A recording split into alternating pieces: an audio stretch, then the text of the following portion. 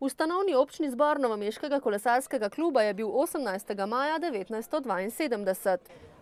40 let je resnično jubilej, gledam nanj z ponosom, delim, bom rekla, veselje z vsemi tistimi, ki so pred 40 leti ustanovili klub in z vsemi tistimi, ki so nadaljevali s klubskim delom. Klub, ki je do zdaj imel zelo veliko uspehov, nekaj je bilo tudi neuspehov, ampak večinoma se spomnimo samo največjih uspehov, recimo naslova svetovnega prvaka Brajkoviča, zmage Sandija Papeža, Smoleta, Glivarja in tiste generacije.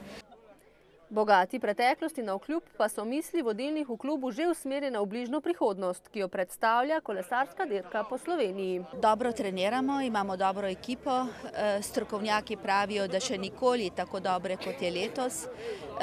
Trenirali smo zavzeto, trdo, upam, da nam bo sreča naklonjena. Naš klub je organizator dirke po Sloveniji, letos že 19. Jaz mislim, da bomo se tako kot vsako leto dobro odrezali, tako organizacijsko kot tekmovalno. Naj spomnimo, prva etapa letošnje slovenske pentlje bo 14. junija s ciljem v Novem mestu.